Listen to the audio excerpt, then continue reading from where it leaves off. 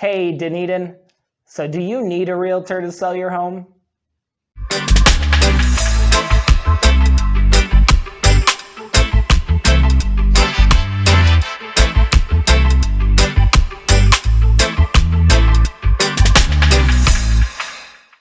This is Keith with Remax Champions, Newport, Richey, Florida.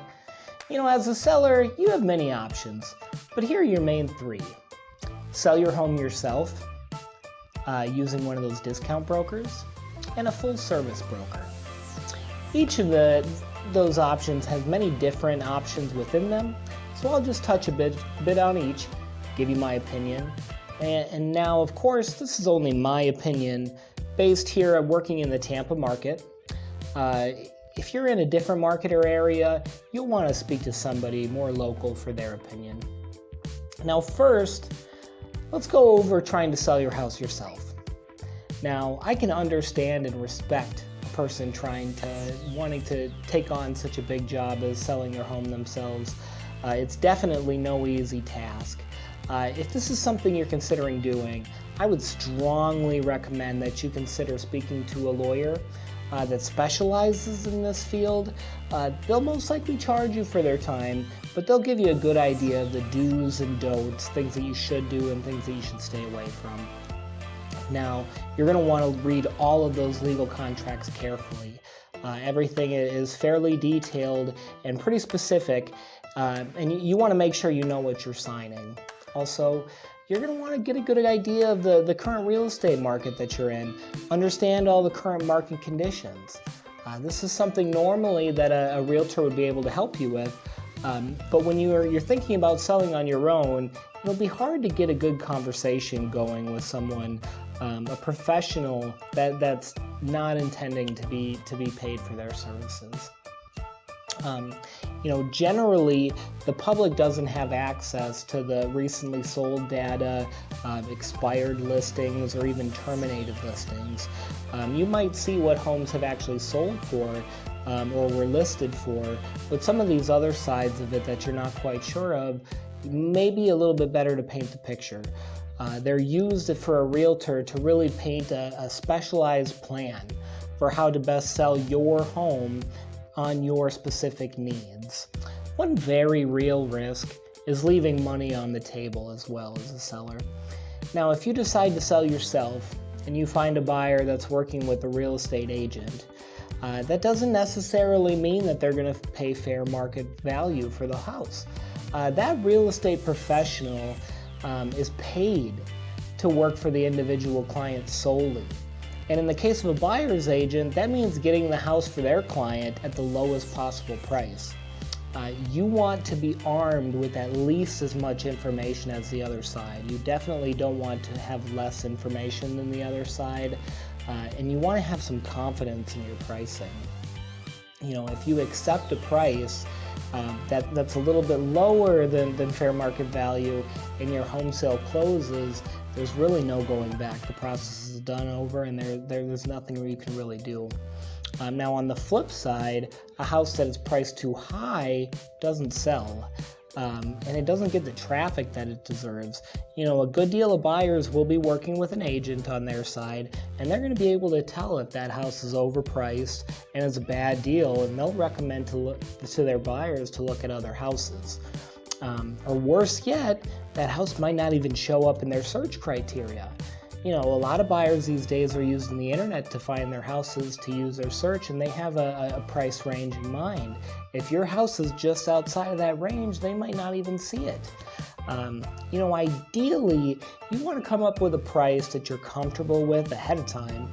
Find suitable buyers for around that price, and when you close, you're confident and satisfied that you got the dollar figure that you received. Now, cost. You may be thinking, but Keith, 6% is a lot of money.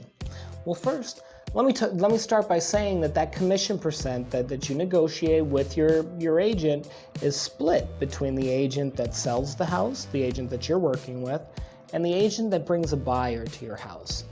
The buyer's agent is most likely going to require their half, whether or not you're using a realtor on your side or not. They've worked a long time with their client as well, and most likely will ask you to pay their commission if their buyer brings an offer to your home. Now, while most agents make money from the equity of your home, they'll also be able to create a plan to lead to the successful sale of your home.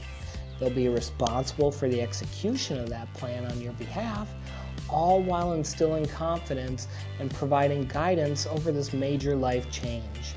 Also, everything is negotiable. If you're feeling uncomfortable about the cost, please ask the questions. Okay? Now, second, let's jump into using one of those discount brokers. Now, I've worked with my share of discount brokers in my time as a realtor, and a good amount of these experiences have been good. The big things with these brokers is finding out exactly what their limits are. What are they doing? What aren't they doing? What are they paying for? What aren't they paying for? Most importantly, what are they liable for? And what are they not liable for? Okay? Every broker is different. Some will take pictures, make a listing on the MLS, just sit back and wait for an offer. Typically speaking, they won't do much negotiation and they won't do much advising either. Okay? Now, it's important to ask all these questions up front and make a qualified decision on if this is the right course for you. Now, many times once you sign, you're in a commitment that's not easily broken. I've even seen some instances where commissions are owed on qualified offers received that weren't necessarily accepted. Okay? These are questions you want to ask up front. Now, while you're using a professional, this type of service has legal limits, and you need to be clear on what those limits are. When using a discount service, understand that there's parts of their service that they are not offering you. Be clear on what those are, and make sure you're not expecting something that you won't be receiving. All right, lastly, using a full-service broker. This is how I've ran my real estate business so far.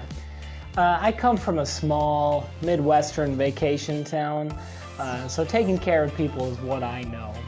A full-service brokerage is kind of like it sounds, it's full service. We're going to take on all the legal paperwork for you, and we carry the liability insurance to protect you in case of an issue. Now, each full-service brokerage is different, but as far as for myself, I offer professional photography, professional videos, professional marketing materials. Your listing is going to be on all the major sites, Zillow, Realtor.com, all of them. And I'll personally walk you through all the major paperwork so that you have a good understanding of what it is that you're signing. I'll also go through all the fees up front with you so that you're not surprised on closing day with the check that you're receiving. I'll make sure I detail all those out for you. And when problems arise, you're going to have a solution-oriented project manager on your team to guide you on how to best navigate those issues. And most of all, I'll make sure that your personal goals are all going to be accomplished. Maybe you're selling and buying and need the two to line up. Maybe you're downsizing and you need to sell some of your personal items. Whatever it is, you have someone here local on your side with many contacts, and that does this over and over again each year. When working with me, I'm going to take time to learn your personal circumstances. I'm going to spend the time getting to know you and your family so that I can tailor my process to exactly what it is that you're needing and give you the best overall experience possible. Sometimes potential issues arise, and a good professional will see those issues coming ahead of time. And oftentimes, those issues create an additional negotiation period. And if these things can be seen early, they can be dealt with to avoid potential headaches, delays, and worse, cancel deals. So to sum up, full-service broker will take on much of the liability in handling the legal paperwork, all while creating a smooth journey throughout for the client. Hopefully this will provide plenty of peace of mind through the process and confidence after that you've received the best possible amount that you could. I hope you've gained some understanding here on the options that you have as a seller. I always encourage buyers and sellers to at least interview a couple realtors.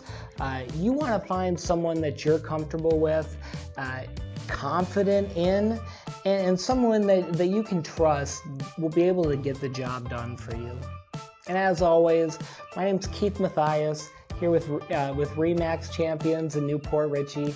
If you have any questions, if there's anything I can help with throughout your journey, please don't hesitate to reach out. My phone number is 727-753-8588, and my email is keith@keithmre.com. All right, thanks for watching. Consider subscribing to my channel. There's a lot of good information, and I'm constantly coming up with new stuff here in the Tampa area. Thanks again for watching. Have a great day now.